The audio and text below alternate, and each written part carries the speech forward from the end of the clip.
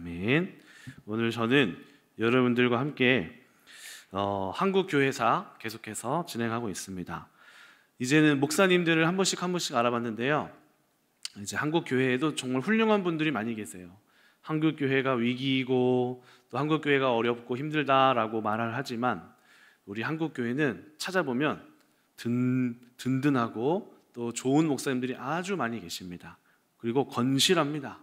소망이 보입니다.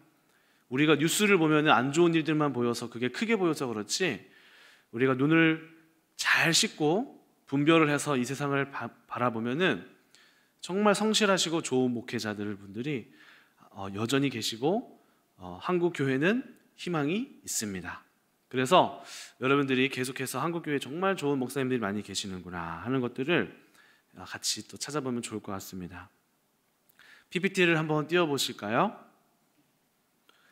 자, 한국교회사 13강인데요. 지난주에는 우리 조용기 목사님 성령운동을 일으키시고 또 한국교회의 큰 부흥을 일으킨 목사님에 대해서 배웠습니다. 집에 돌아가는 길에 우리 아내가 얘기해 주더라고요. 오빠, 조용기 목사님은 이제 그거 오빠가 얘기한 거 말고도 오중복음 이걸 얘기해야 된다. 그걸 왜 얘기 안 했냐? 잘 모른다 나는. 단순복음이 아니다. 그래서 그냥 잘 은혜 받아라 이렇게 얘기했는데, 저도 이제 준비를 하다 보면은 다 할 수가 없더라고요. 그 목사님의 일대기를 뭐 1시간 안에 뭐 다 전할 수도 없고, 또 어떤 분은 일대기에 대해서 얘기할 수도 있고, 또 어떤 분은 그분이 하신 사역에 대한 부분에 있어서 일부분을 발췌해서 이렇게 하는 거라는 것 여러분들이 이해해 주셨으면 좋겠고, 그리고 이제 여러분들은 이제 뭐라고 하죠? 또 개떡같이 말해도 찰떡같이 알아들으시니까 또 하나를 말해도 열을 잘 이해하시잖아요. 그러니까 또 여러분에게 말씀하시는 분은 또 성령께서 여러분들이 마음 가운데에서 그 말을 저보다 더 잘 하시잖아요. 그렇죠? 그러니까 그분을 의지합니다. 그러니까 제가 좀 연약하고 부족하게 하더라도 여러분들이 잘 이해를 해주시면 좋겠습니다. 네, 오늘은 김남준 목사님을 소개해 볼까 하는데요. 김남준 목사님은 돌아가신 분은 아니에요. 살아 계시고 어디 안양인가 어디에서 열린교회라고 큰 목회를 또 잘하고 계십니다. 그래서 이 목사님은 똑똑한 목사님이에요. 똑똑한 목사님. 그래서 똑똑하고 열정적인 성도를 이제 꿈꿉니다. 저건 저 목사님이 하신 말씀이 아니라 제가 그냥 그렇게 정해봤어요. 저분이 책을 아주 많이 쓰셨어요. 여러분들이 지나가다가도 한 번씩은 보셨을 책이 있습니다. 이분이 김남준 목사님이고 1955년생이십니다. 자, 이 책 보셨죠? 게으름. 지나가다가 기독교 서점이나 아니면은 우리 교회 카페에도 아마 있을 거예요. 김남준 목사님 책이 제일 우리가 편하게 볼 수 있는 책, 게으름. 네, 한 성도님이 굉장히 게으르게 사는 것을 보고 그분을 보면서 쓰신 책이에요. 그거 외에도 예배의 감격에 빠져라, 또 30살의 신앙인들이 느낄 수 있는 그런 아픔들 등등을 쓰셨고, 그 외에도 아주 많아요. 네, 아주 많고, 부교육자, 또 자네 정말 그 길을 가려 하는가, 정말 신학생들에게 하는 이런 책들, 네, 이런 것들 아주 많이 쓰셨어요. 그래서 책이 거의 한 80여 권을 내셨어요. 80여 권 내셨고, 그리고 대학교 교수세요. 대학교 신학교 교수이십니다. 백석대학교 초기 신학부 교수기도 하셨고요. 또 2000년대에는 한국기독교 출판문학상을 최우수상을 아주 많이 받으셨어요. 사실 저의 하나의 소망이 있다면은 우리 교회에 서점이 생기는 거예요. 기독교 서점. 저는 그랬으면 좋겠어요. 그리고 우리 교회 성도님들이 이런 바쁘시지만은 그 중에서도 이런 영적인 신앙 서적들을 많이 탐독하셨으면 좋겠어요. 왜냐하면은 글을 읽고 또 영적인 책을 읽다 보면은요, 눈이 많이 열리고요. 사실 시간이 없다고 우리가 하잖아요. 그런데 핸드폰 보는 시간만 한번 딱 빼보세요. 그 시간만 해도 우리가 짬짬이 보잖아요. 그럼 그 시간만 빼더라도 아마 한 2-3시간은 충분히 나올 것 같아요. 우리가 그때 책을 이렇게 좀 들고 다니면서 보면은 훨씬 좋을 것 같고, 그래서 저도 들고 다니기 무거워서 전자책 이런 것도 하나 샀어요. 들고 다니면서 보려고. 그러니까 책을 많이 보고 자주 보고 할 때 우리의 신앙의 깊이가 굉장히 깊어집니다. 심지어는 여러분 대학원 가서도 대학원, 신학교 대학원, 학부 대학원 가잖아요. 그러면은요 신학교 교수님들 이야기들은 다 어디서 나오는 얘기냐면은 다 책에서 나오는 얘기예요. 그냥 책 읽으면은 똑같이 강의하고 계셔요. 그냥 책을 다 읽으면 돼요. 그래서 공부 잘하는 제 친구들은요 어떻게 하냐면은 학기 초에 그 교수님들이 참고도서 나오잖아요. 방학 때 그거 다 읽어요. 그리고 수업 시간에는 그 교수님과 이미 읽은 내용을 가지고 배우는 게 아니라 토론을 벌여요. 이미. 그러니까 공부 잘하는 친구들은 책을 잘 읽는다. 자, 그래서 이 목사님은 학문적인 은사가 많으신 분이에요. 그래서 책도 열심히 쓰시고 이제 신학교에서 강의도 하시고 똑똑한 목사님으로 손꼽히는 대한민국에서 김남준 목사님 하면은 책을 잘 쓰시고 문학적이시고 이런 목사님이에요. 그래서 저도 이 목사님에 대해서 한편으로는 이런 생각을 했어요. 너무 문학적이고 학문적인 목사님이 아닐까? 그러다가 이 목사님이 그런 부분이 사실 많기는 한데 간증하시는 거를 제가 여기 공부를 하면서 좀 들었는데 영적으로도 하나님하고 열심히 소통하고 계시는 분이시더라고요. 그래서 그런 부분을 한번 좀 같이 나눠보도록 하겠습니다. 자, 화면은 이제 PPT는 없고 저를 비춰주시면 되겠습니다. 이 목사님은 어린 시절에 7살 때 강원도에서 살다가 서울로 부모님 등에 업혀 상경하게 되었습니다. 거기에는 할머니 집이 있었고 할머니 집에서 신세를 지면서 살게 되었대요. 그래서 고모들이 계셨는데 고모들도 할머니를 따라서 늘 교회 갔고 부모님이 사정상 자기를 이렇게 맡겼기 때문에 고모 손을 따라서 이제 교회를 다니게 된 것이었죠. 그러던 중에 14살 주일학교를 열심히 다니고 중학교에 올라가는 14살이 되었습니다. 그런데 어느 날 갑자기 그날 슬픔이 몰려와서 통곡을 하면서 눈바닥 위에 울었어요. 그때 4가지 질문이 자신에게 해답이 안 되었다고 합니다. 4가지 질문. 혹시 여러분들 중에서 중학교 때 통곡하며 울 일이 있었던 적이 있나요? 제가 우리 교회에서 어떤 친구의 얘기를 들었어요. 그 친구는 14살은 아니지만은 통곡하며 울더래요. 그 카페 앞에서 이렇게 해서 막 울더래요. 야, 왜 울어? 배고파서. 그래. 많이 고팠나 보다. 또 울 일이 뭐가 있을까요? 여자친구, 남자친구 헤어져서, 또는 엄마가 게임 그만하라고 해서, 엄마랑 안 맞아서, 아빠랑 싸워서, 이렇게 해서 울 일이 있을 수 있을 것 같아요. 청소년 시기에는. 그런데 이 목사님은 14살에 이 질문에 대한 답을 찾을 수 없어서 통곡하고 울었어요. 첫 번째 질문, 나는 누구인가? 두 번째 질문, 이 세상은 나에게 무슨 의미를 갖는가? 세 번째 질문, 나는 어떻게 살아야 하나? 네 번째 질문, 신은 존재하는가? 14살 이게 14살이 할 질문인가요? 설령 질문을 하더라도 이게 통곡하고 울 일인가요? 아니란 말이죠. 근데 이 목사님은 14살에 그 질문에 답을 찾을 수가 없더래요. 교회를 다니고 있었지만은 하나님에 대해서 잘 몰랐던 것 같아요. 인생에 이 질문을 쫓아가는데 교회에서 선생님들한테 이런 질문을 하면은 너 내가 별 얘기를 다 한다?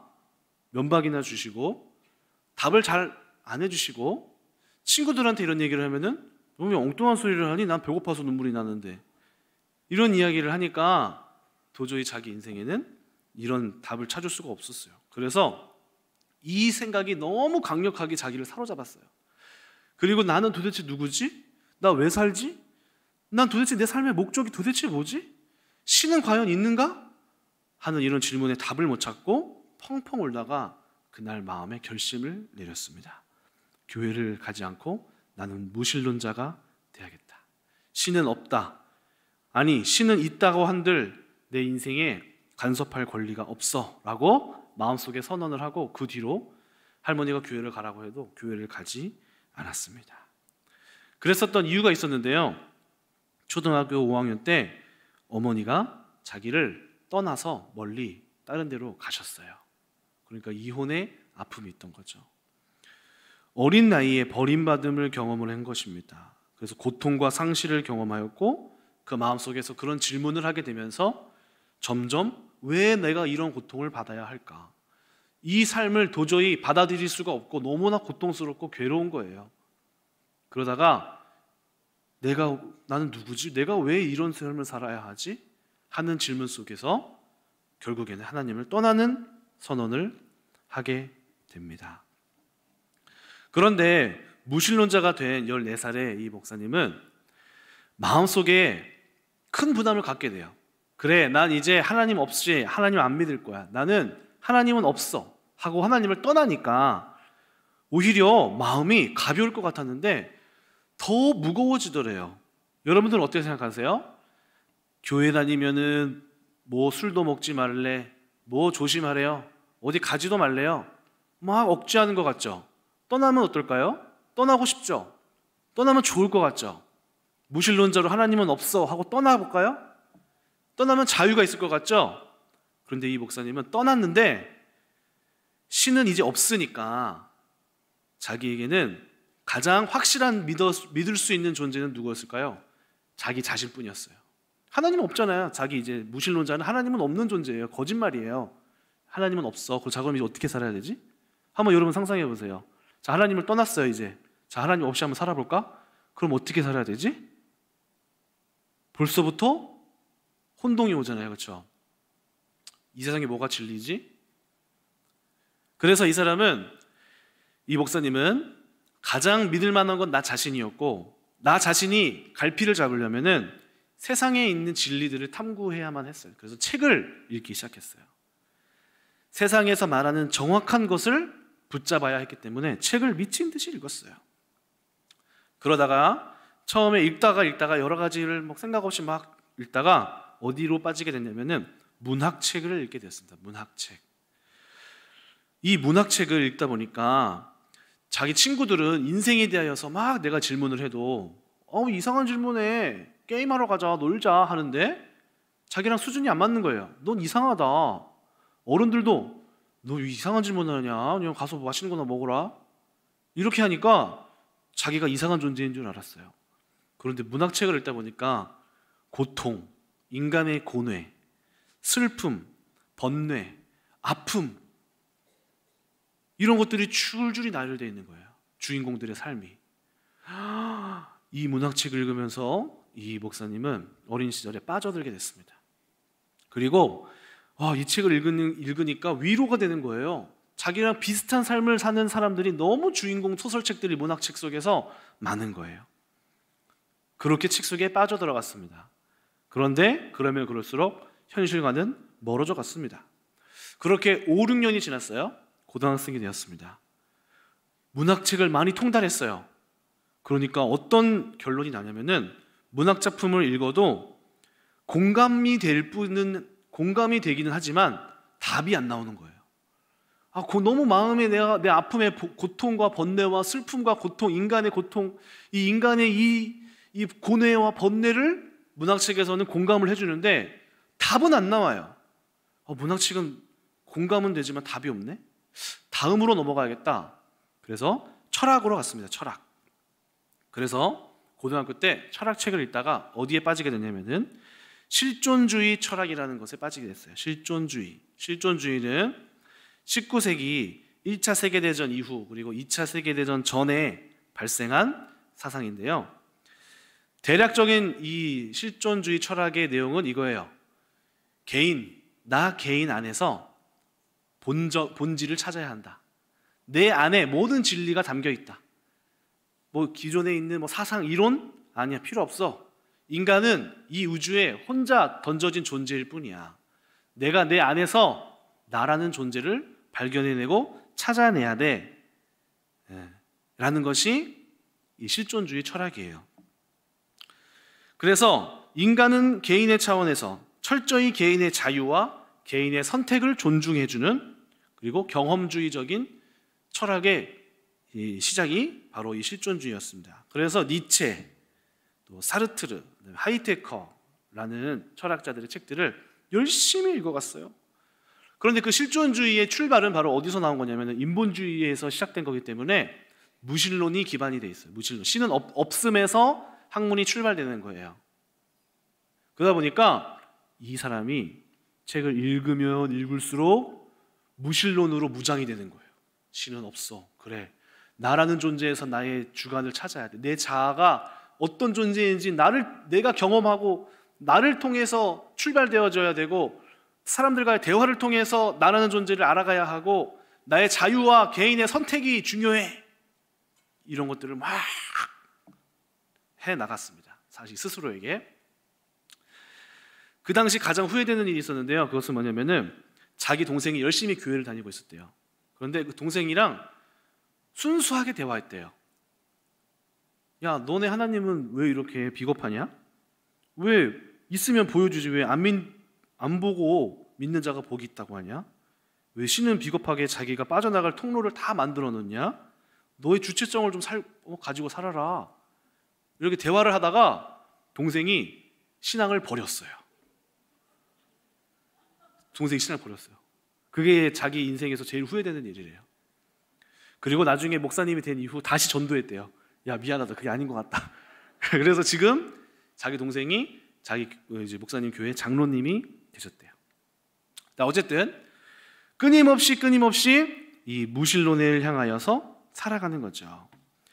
이 실존주의 철학, 이 철학을 거슬러 올라가면은 고대 그리스 작가의 어록을 빌려 말하면은 영혼을 탐내지 말아라.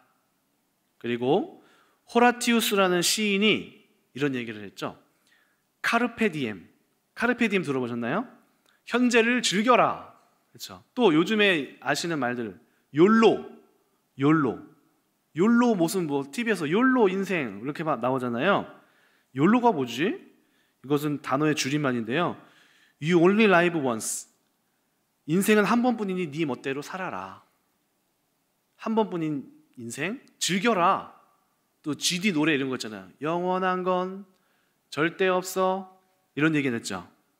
이런 것들이 다 이 실존주의적인 맥락에서, 그리고 인본주의적인 시작에서 이런 말들이 나오게 되는 거죠. 그러다 보니까 이 목사님도 계속해서 이 철학을 통해서 파고 하다 보니까 영혼은 없고 인간이라는 존재는 그냥 여기에 존재 어떻게 그냥 던져진 거고, 우주 안에 던져진 거고, 혼자서 살아야 하고, 내 자유와 나의 안에 있는 선택을 존중해야 되고, 막 멋대로 살아가야 되고, 그것이 가장 나다운 것이고 하는 것들을 막 쫓아가기 시작했어요. 그리고 그 무신론자 철학자들도 뭐라고 말하냐면, 사르트르, 인간은 그냥 잉여의 존재다. 하이데거, 인간은 그냥 세상에 던져진 존재고 기원을 묻지 마라. 도덕도 필요 없고 다 근거가 없다. 길을 네가 알아서 정해라. 그게 자유다. 그 누구도 너를 통제할 수 없다. 그런데 이 목사님에게는 그 자유가 너무너무 무거웠어요. 그리고 이 목사님은 책을 읽다가 철학자들을 보고 실망을 했어요. 그렇게 멋있는 말을, 휘황찬란한 말을 해냈던 사르트르, 이 사람은 결혼을 하는데 계약 결혼을 하고, 계약 결혼 중에도 불륜을 저지르고 그러다가 죽어요. 또 니체도 한참 탐독을 했었는데 나중에는 자기 제자한테 고백하다가 차이고 길거리에 노숙하다가 죽어가는 모습을 발견하게 됐어요. 그러니까 이 목사님의 생각에는 그렇게 멋있는 철학, 그렇게 멋진 말을 했는데 저들의 삶은 왜 저러지? 그렇게 멋있는 말을 해놨는데 삶은 왜 행복하지 않지? 나는 이 철학을 정말 행복을 추구해서 내가 선택하고 따라갔는데 정작 그 사람들은 왜 저렇게 살지? 그 말로가 왜 저러지? 뭔가 문제가 있구나, 이거는. 또 헤르만 헤세, 아시죠? 헤르만 헤세라는 작가. 이 사람을 너무너무 좋아했어요. 이 사람도 이 부류의 사람이에요. 그래서 19살 때 이 헤르만 헤세를 열심히 책을 읽었어요. 그런데 그 책 중에서 황야의 일이라는 책에서 헤르만 헤세가 어떤 말을 하냐면 자살의 권리를 말해요. 자살은 인간에게 있어서 탈출구다. 그건 너의 선택이다. 이 책을 읽는데 이 사람이 거기에서 자살의 유혹을 받아요. 그렇게 끊임없이 열심히 공부하고 학문을 쫓아가고 했는데 결국에는 책을 통해서 자살로 가는 거예요. 그리고 실제로 자살 시도를 합니다. 3일 만에 깨어났어요.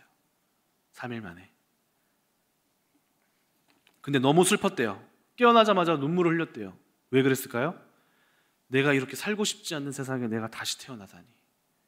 너무 슬펐어요. 이 세상에 태어난 것이 힘들었던 것이죠.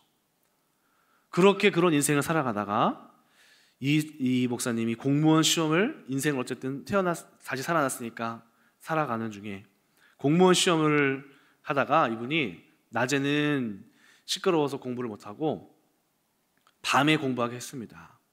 그러다가 이제 옥상에 올라가서 담배를 딱 불을 피우고 새벽 공기가 차가우니까 담뱃불을 입에 딱 물고 후 하고 불면서 밤하늘을 이렇게 쭉 쳐다보면은 그때 당시에는 새벽에 새벽 기도를 하면 교회에서 종이 울렸대요. 땡땡.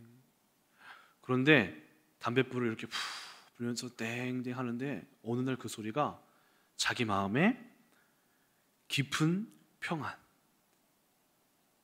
마음에 이루 말할 수 없는 고요함, 잠잠함이 찾아오 계시면서, 그러면서 톨스토이의 인생론을 읽으면서, 톨스토이는 이제 기독교 작가죠. 신에게로 돌아가야 되는구나. 나는 신에게로 돌아가야겠다. 자신의 인생의 길을 정하기로 하고 스스로 교회로 가게 됩니다. 그래서 개척교회에 이렇게 들어갔는데 그 교회에는 이제 삐그덕대는 풍금을 이렇게 하는데 찬양이 돌아와 돌아와 마음이 고난이여, 이 찬양을 듣는데 마음속에서 깊이 산겨울을 하염없이 헤매이다가 따뜻한 저기 이 집에 쌀이문을 열고 아랫목에서 따뜻하게 몸을 녹이는 그런 깊은 마음이 들면서 내가 고향에 돌아왔구나, 내가 있어야 할 곳은 여기구나 라는 마음에 이 메시지를 품고 그 뒤로 회개를 하고 하나님 앞에 신앙을 갖고 바로 서게 되었답니다. 이분이 놀라운 한 가지 이야기를 하는데요, 교회를 다니면서 철학적으로 아무도 대답하지 못했던 나는 누구인가, 나는 어떻게 살아야 하는가, 나는 어떤 목적을 갖고 태어난 사람인가 라는 질문이 하나님을 믿으니까 그 질문이 자연스럽게 해소가 되더래요. 하나님과 관계를 맺고 나니까, 하나님과 연결되고 나니까 나라는 존재의 이유와 목적이 발견되더래요. 나라는 존재는 이 땅에 살면서 하나님을 향하여서, 나라는 존재가 하나님께로부터 존중받는 존재임이 발견되어지고, 이 땅에 태어나서 하나님을 알아가는 것이 목적이 되어지고, 하나님을 위한 삶을 살아가는 것이 자연스럽게 자신의 삶의 인생의 해답이 되면서 자신이 이 질문이 해소가 되었다고 합니다. 이분은 바로 목사가 된 게 아니라 청년 집사의 삶을 살았어요. 교회를 옮겨서 한 100명 정도 되는 교회에 담임 목사님 하고 상담하게 되었답니다. 그때 어떤 부흥 강사님이 이런 얘기를 했대요. 어디 교회 가서 등록을 할 때 제가 이 교회 다니겠습니다 하지 말고, 목사님 제가 도움이 될 일이 있으면 제가 감당하겠습니다 하면 복을 받는다. 그래서 목사님에게 그런 얘기 했대요. 제가 여기에서 이렇게 도움이 될 게 있으면 하겠습니다. 그랬더니 이 목사님이 아이고 안 그래도 도움이 필요했는데 잘 됐다고, 가서 주일학교를 맡으라고. 그래서 24살에 부장 집사님이 됐대요. 부장 집사님. 거기에 전도사님이 없었대요. 24살에 아이들이 한 50명 정도 됐는데 이 아이들을 놓고 이제 막 하다가 여름이 돼서 여름 성경학교가 시작됐대요. 그래서 이 목사님이 이 여름 성경학교를 놓고 뭐 하기 시작했냐면요, 일주일 동안 출퇴근하면서 교회에 와서 기도하기 시작했어요. 밤마다 기도하기 시작했어요. 여름 성경학교를 준비해가는 과정 속에서 매일같이 나와서 그래서 준비하고 교회에서 자고 일어나서 교회에서 출근하고 돌아와서 교회로 오고 기도하고 아침에 이 교회에서 일어나서 또 출근하고 이걸 5박 6일 동안 기도로 막 준비하기 시작한 거예요. 그러니까 이분이 참 특이한 게 기도꾼이에요. 기도꾼. 기도를 성실하게 하시는 분인 거예요. 그러다가 금요일이 됐습니다. 금요일 날 퇴근하고 와서 아무도 없는 곳에서 혼자 간절히 기도하고 있는데, 무릎 꿇고 간절히 기도하고 있는데 새벽이 되었습니다. 새벽에 그곳에서 하나님이 선명하게 자기에게 말씀하시더라는 겁니다. 너는 목회자가 되어야 한다. 내 양을 먹이라. 내 양을 먹이라. 그래서 그때 이분이 마음에 내가 목회자가 되어야 되는구나, 신학교를 가야 되는구나 라는 소명을 얻고 확실한 하나님의 음성을 듣고 목회자의 길로 가게 됩니다. 그러던 중에 이 목사님은 신학 공부를 하던 중에 가난하게 되었는데요. 신학교 시절 모든 직업을 다 내려놓고 공부를 해서 이제 돈을 계속 쓰는 과정 중에 있었습니다. 얼마나 가난했는지 7년 만에 아이가 태어났는데 당시에 민주화 운동 때문에 서울에 시위가 많았대요. 그런데 서울에서 최루탄이 하나 터졌는데 집에 그 최루탄 연기가 들어온 거예요. 그리고 자기 아기가 그 7년 만에 낳은 아기가 모세 기관지염에 걸려서 아기가 아프게 된 거예요. 그런데 돈이 없어서 아이를 제대로 못 고치고 이런 고생들을 많이 했고, 또 밥을 제대로 못 먹어서 쓰러졌는데 영양실조에 걸리고, 또 전셋집 공무원을 하다가 이제 퇴직금으로 겨우 전세를 구했는데 집주인이 전세금을 가지고 도망가 버리고 엄청난 고난을 많이 겪었습니다. 희한하게도 도와주는 손길이 없더래요. 그래서 기댈 곳이 채플실 가서 하나님께 수업 끝나고 학교 강의 다 끝나면 채플실 가서 짧으면 1시간, 길면 2시간 기도를 하면요, 여름에 막 기도를 하면요 얼마나 간절했는지, 이 목사님은 원래 소리내서 기도한 사람이 아니래요. 그런데 얼마나 간절했는지 하나님 앞에 기도하고 나면은 온몸에 막 누가 바켓으로 물을 확 부은 것처럼 위 옷부터 아래 옷까지 속옷까지 다 젖어가지고 땀으로 다 젖어서 짜면은 물이 한가득 나올 정도로 그렇게 하나님 앞에 기도하던 사람이었습니다. 그러다가 하나님께서 인도를 해주셔서 목회자가 되기 전에 신학 교수로 인도해 주셨대요. 그래서 34살에 이분이, 제가 지금 34살, 35살이네요. 교수가 됐습니다. 신학교 교수. 똑똑한 사람이죠. 그래서 이제 이 목사님이 하나님께 감사했다고 합니다. 하나님, 저를 그렇게 하나님 기도했던 거를 응답해 주셨네요. 감사합니다. 그래서 몇 년 동안 교수 생활을 열심히 하니까 서울에 있는 아파트에서 살게 되고 자기 자녀들도 너무 좋아하더래요. 그래서 어느 날은 이제 열심히 이 생활을 앞으로 나는 이렇게 평생 하다가 살아보다 하고 어느 날 잠을 자는데 아내가 깊이 혼자 자고 있고 자기는 잠깐 기도하고 자야겠다 하고 무릎 꿇고 기도하는데, 그날따라 갑자기 기도가 또 터지기 시작하면서 계속해서 기도를 하는데 꼴딱 밤을 샐 정도로 기도가 나오더래요. 그런데 그 기도 내용이 뭐냐면은 수많은 사람들이 막 살려달라고 울부짖는 기도였어요. 그런 것 마음이 느껴지니까 이 목사님이 자기도 모르게 하나님, 저 영혼들을 구원해 주세요 하다가 제가 개척교회 하겠습니다 이렇게 나와버린 거예요. 그리고 기도가 끝나고 나서 밤을 샜대요. 내가 미쳤나, 내가 왜 이러지? 나는 이러면 안 되는데. 그래서 밤을 새고 비몽사몽한 마음으로 다음날 열심히 수업하고 또 자려고 누웠어요. 그래서 기도를 조금 해야겠다 하고 기도하는데 또 그 내용이 나오는 거예요. 사람들이 살려달라고 하고 하나님 구원해 주세요, 도와주세요 하다가 하나님, 제가 개척교회 할게요. 또 왜 이러지?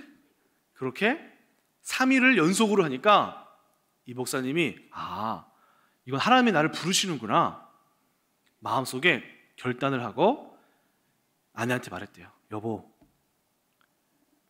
보통 개척교회 한다 그러면 싫어하잖아요, 그렇죠? 어떤 분은 개척교회 이제 여보 나 신학교 교수 그만하고 개척교회 할까? 그때 어떤 사모님이 그랬대요. 이혼하자. 그랬대요.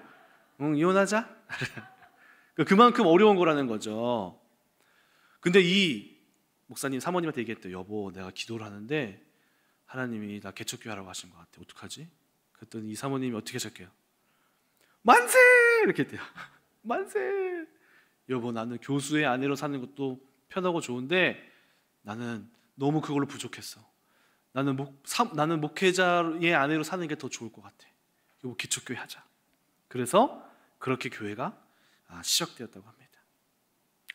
그 이후에 수많은 일들이 있습니다. 근데 그 안에 제가 발견한 게 있어요. 그게 뭐냐면요, 이분이 신학자고 아까도 보면은 막 철학 공부를 엄청 열심히 하시잖아요. 그런데 이분이 하시는 게 있어요. 바로 기도의 끈을 결코 놓지 않았다는 것.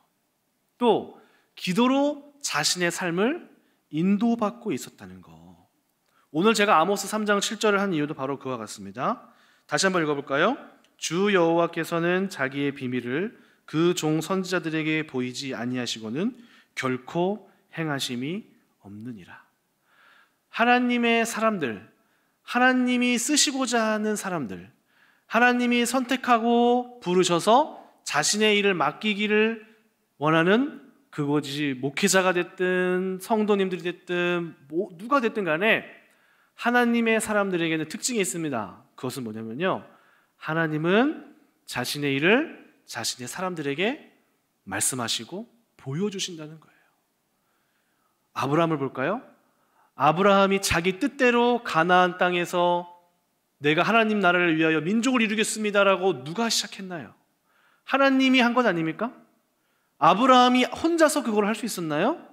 하나님이 먼저 찾아오셔서 그 일을 보여주신 것이죠. 모세는 어떠했나요? 모세 40년 동안 광야 생활하면서 절대로 나는 애굽에 가지 않을 거라고 다짐했던 사람에게 찾아오셔서 가자고 한 사람이 누구예요? 하나님이 아니셨습니까? 기드온, 그 사람은 그냥 경작하고 농사꾼이에요. 그 사람에게 찾아와서 용사여 가자 하신 분은 도대체 누구시랍니까? 하나님인 거죠. 하나님. 야곱에게도 찾아오시고 아브라함에게도 찾아오시고 하나님의 사람들에게 먼저 찾아오셔서 하나님은 반드시 자신의 뜻과 자신의 계획을 이루기 위하여 말씀하신다는 것입니다. 말씀, 사인을 주시고 우리로 알게끔 주신다는 거예요. 근데 오늘날 우리의 삶에서 교회를 다니고 신앙생활을 하는데 하나님의 인도하심이 없이 하나님의 뜻을 찾아가는 우리의 모습을 보게 됩니다. 우리가 기도 제목 적지 않았습니까, 여러분? 2023년 기도 제목 적었잖아요. 그 기도 제목 중에 여러분의 소망이 담겨 있나요? 아니면 하나님의 소망이 담겨 있나요? 하나님이 여러분들에게 정말 그렇게 원하신다고 하시나요? 여러분들이 더 원하고 바라는 것들은 아니었나요? 오늘 우리의 삶이 그렇다니까요. 신앙생활에 하나님의 인도하심이 빠져 있어요. 그냥 그런 거겠지.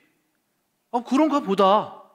하나님이 오셔서 우리 가운데 말씀해 주시고 안내해 주시고 인도해 주시는 것이 아니라 그런 거겠지. 그냥 그렇게 보통 그렇게 하니까. 다들 그렇게 하니까. 그리고 지금까지 그렇게 해왔으니까. 경험한 적이 없으니까. 나의 뜻과 하나님의 뜻이 헷갈리기 시작하면서 그냥 따라가는 거죠. 그런데 여러분, 예수님께서는 이렇게 말씀하십니다. 요한복음 10장 27절, 내 양은 내 음성을 들으며 그들은 나를 알며 그들은 나를 따르느니라. 하나님은 우리의 목자가 되셔서 하나님이 원하시는 방향으로 인도해 가신다는 거예요. 인도. 주님이 우리의 목자가 되셔서 여러분들을 가장 푸른 초장으로 쉴만한 물가로 인도해 가시는 분은 여러분이 아니라 바로 하나님이십니다. 그러므로 우리가 해야 할 것은 뭐냐면요, 하나님의 인도를 구하는 거예요. 하나님의 인도. 사도행전에서도 1장, 2장 보면 어떤 일이 있습니까? 하나님이 명령하신 게 있어요. 많은 사람들에게 보이셨죠? 자신의 부활의 몸을. 그리고 뭐라고 하시냐면요, 기다려라. 성령이 오시기 전까지 움직이지 말고 기다려라 하십니다. 기다려라. 그 말 뜻은 뭘까요? 하나님이 오셔서 친히 그 길을 인도해 가시기 전까지 움직이지 말아라. 너의 마음대로, 너의 뜻대로, 너의 생각대로, 경험대로 움직이지 말아라. 하나님이 안내하기 전까지 기다리라는 겁니다. 기다리라는 겁니다. 사도 바울의 전도 여행이 어땠나요? 하나님께서 아시아로 가려고, 제가 하나님 이렇게 가실 것 같은데요, 아시아로 가지 말아라. 하나님이 인도해 주시는 거죠. 인도해 주시는 자의 삶, 그 인도해 주시는 하나님의 음성과 하나님의 인도를 따를 때 우리는 비로소 하나님의 의를, 어떻게 보면 하나님이 다 이루시지만 그 의에 동참해서 우리를 통하여서 그 하나님의 의가 이루어지고 나타나게 되는 것입니다. 우리 교회 안에서도 입양한 친구들이 지금 어느덧 성인이 되어서 있는데요, 담임 목사님의 이야기를 들으면 참 그 일이 하나님의 역사였다는 사실이 새롭게 또 한 번 더 확인됩니다. 목사님 간증이 아시잖아요.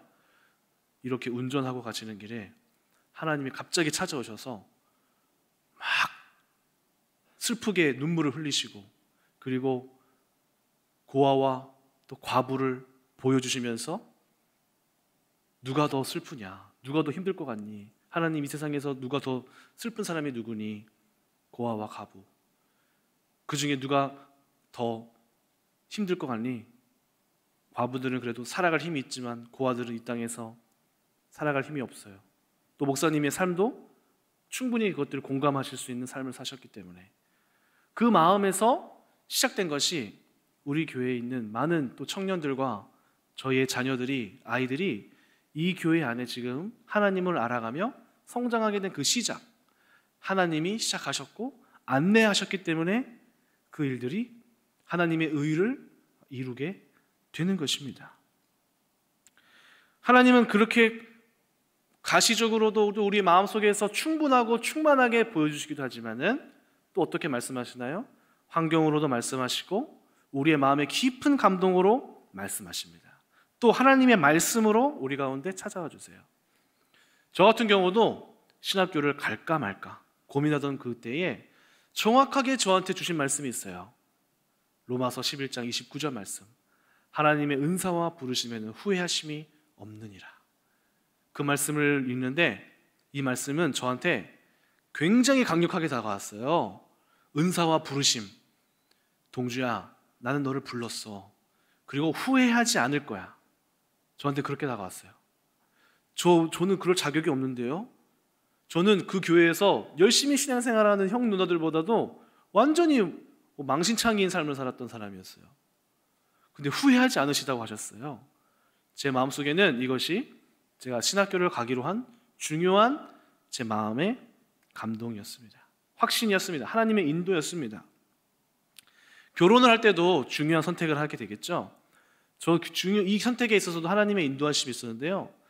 교회에 제 친구가 와서 열심히 이제 사역을 이제 전도 지도자 훈련을 받으면서 제가 그 친구를 성실하게 잘 섬겼어요. 그때 저도 영적인 눈이 많이 열렸어요. 근데 이 친구가 갑자기 엄청 회복이 되면서 좋아지면서 저한테 여자를 소개받겠냐고 하는 거예요. 제 마음속에 중요한 어떤 하나님께로부터 왔다는 어떤 사인이 내 마음에 왔어요. 선물이다. 동주야, 너 이 친구 너무 잘 섬겼어. 너 그리고 영적인 눈이 많이 열렸구나. 하나님께서 내가 잘했어. 선물을 하나 줄 거야. 그 마음이 제 마음속에서 톡 하고 솟아왔어요. 그래서 만나기 전인데 이번에 되겠다. 이번에 하나님께서 만남을 허락하시는구나. 이 만남이 하나님이 맺어주시는 만남이구나 라는 확신이 많이 들었어요. 그러다 보니까 이제 결혼하고 나서 저랑 아내랑 하는 얘기가 있어요. 오빠, 우리는 엄청 뜨겁게 사랑하지 않은 것 같아. 왜냐면은 결혼하기로 딱 결정을 한 것이 한두 달 정도밖에 안 됐거든요. 그거 어떻게 뜨거운 사랑이 일어날 수 있겠어요? 맞다. 너도 그러냐? 자기도 그랬대요.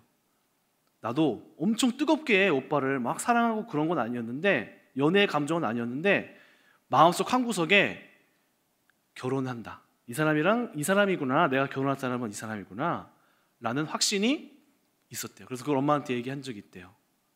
근데 저도 그랬어요. 막 연애할 때 막 연애의 막 감정이 막 올라잖아요. 이성에 대한 끌림이 막 있잖아요. 그렇게 막 없었던 것도 아니에요. 있긴 있었는데 막 불타오르고 막 이러지 않았어요. 근데 제 마음속에 한 가지 미세한 하나 음성이 있었어요. 이 사람이랑 결혼하게 되는구나. 이 사람이구나. 그리고 제가 연애할 때 늘 이렇게 말했어요. 찜질방 가서요, 이렇게 같이 찜질 뭐 양모자도 쓰고 데이트하는데 제가 늘 그런 하나님의 사인들이 만날 때마다 많이 왔거든요. 그래서 제가 만날 때마다 이렇게 고백했어요. 그때는 여자친구였으니까, 자기야, 나 이 만남이 하나님이 우리 맺어주신 것 같아. 하나님이 우리 맺어주신 것 같아. 그 말을 제가 만날 때마다 계속했거든요. 가스라이팅 한 게 아니라 제 마음속에 진짜 그 마음이 넘쳤어요. 정말로 샘솟았어요. 하나님이 맺어주셔서 너무 감사하다. 하나님이 맺어주셨다. 이거 하나님이 내 안에서 이렇게 합당하다고 계속 해주신다. 이게 제 안에서 너무너무 넘쳐가지고 제가 그게 나올 수밖에 없었어요. 입 밖으로. 그 외에도 제 삶에 여러 가지 실수하고 넘어지고 잘못하는 영역에서 하나님이, 성령께서 제 마음속에 많은 것들을 말씀을 해주십니다. 어떤 분들은 또 이래요. 막 잘못된 음성, 잘못된 길로 막 자기가 하나님의 음성을 들었다고 자기의 말을 틀리면 안 된다.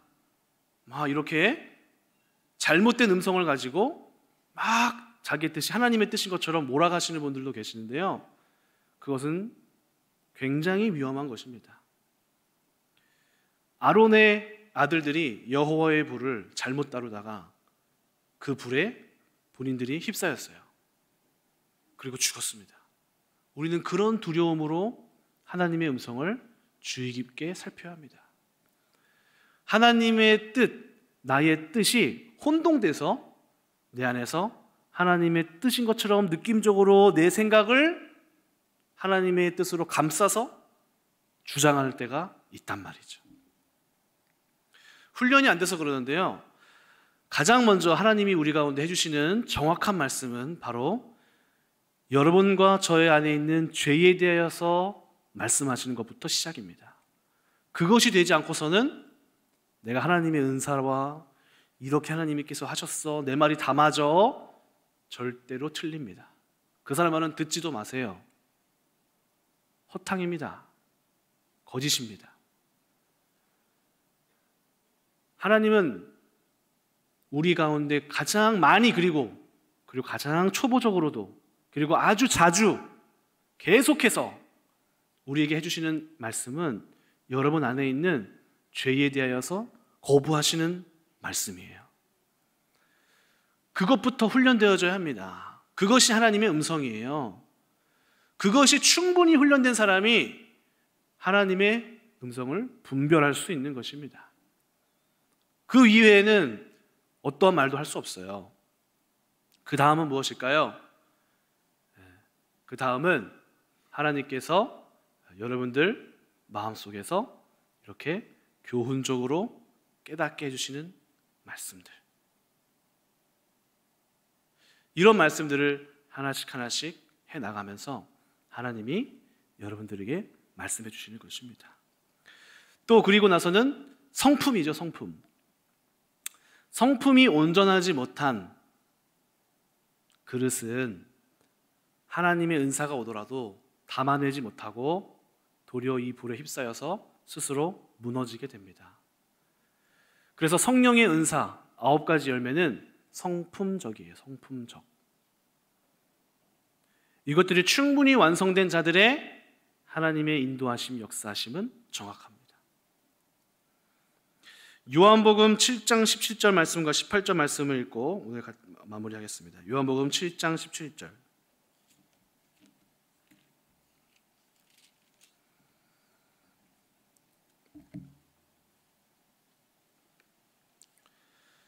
다 같이 읽겠습니다. 시작. 사람이 하나님의 뜻을 행하려 하면 이 교훈이 하나님께로부터 왔는지 내가 스스로 말함인지 알리라.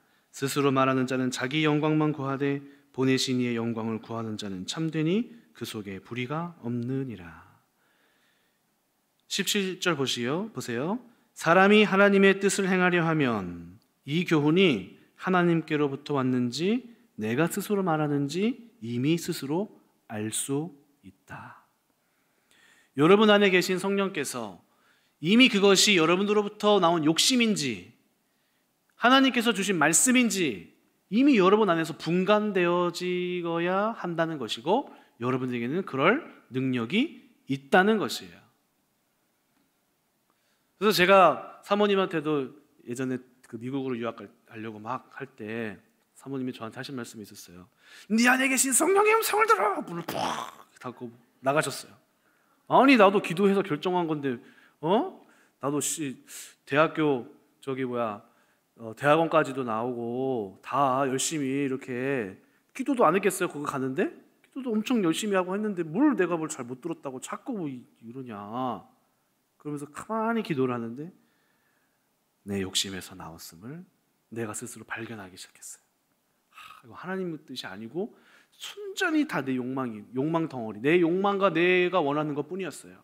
참 감사하죠. 그것을 발견하게 하신 것이. 그것이 하나님의 음성의 분별의 시작이고 하나님의 인도예요. 그게 바로 다른 게 인도가 아니라 누구를 만나라 어디를 가라 이게 아니라 제일 흔하고 제일 하나님이 성령께서 많이 여러분들을 인도하시는 것이 죄로부터 멀어지는 인도와 성품을 고치는 인도. 이게 거의 90% 하나님이 여러분들에게 역사하시는 인도인 것입니다. 하나님의 인도는, 하나님의 말씀은, 하나님의 여러분들을 향하신 계획은 늘 여러분 곁에 있습니다. 여러분들이 찾지 않아서 그렇고 행하지 않아서 그렇죠. 또 하나님께서도 오늘 말씀으로 여러분들에게 내 양들은 반드시 내 음성을 듣는다라고 하십니다. 여러분들 하나님의 인도와 음성을 구하고 있나요? 2023년도 시작이 됐습니다. 여러분들이 하나님의 인도를 지금 구하고 계시나요? 어떤 목표를 세웠는데 그 목표가 하나님께로부터 나온 것인가요? 아니 어쩌면 우리는 그 목표에 대해서 이미 기도조차 하지 않고 내가 다 벌써 정해버렸을지도 모릅니다. 이미 내가 이 삶의 주인이라고 착각하고 있기 때문이에요. 그런데 여러분 다시 돌아가시기 바랍니다. 하나님께 먼저 구하세요. 하나님의 사람들은 하나님의 인도를 받는 사람들입니다. 하나님께 구하시고 받으시고 사도행전 말씀처럼 아직 말씀하시기 전까지 움직이지 마시고 행동하지 마시고 하나님의 인도를 따라서 하나님의 뜻을 그의 나라와 그의 의를 먼저 구하고 이루어내는 여러분들 되시기를 예수님의 이름으로 축원합니다. 기도하겠습니다. 하나님 아버지 감사합니다. 오늘 김남주 목사님의 삶을 통하여서 철저하게 그는 학문적이었지만 철저하게 하나님 앞에 엎드리고 기도하며 영적으로 자신의 삶을 지도받았습니다. 오늘 우리에게도 그러한 영성이 있게 하여 주시옵소서. 기도할 때마다 하나님께서 인도하시고 우리 마음 가운데 큰 감동으로 거짓의 영이 아니라 하나님의 영이 우리를 온전한 곳으로 인도하여 주시옵소서. 감사드리며 예수님의 이름으로 기도드립니다. 아멘.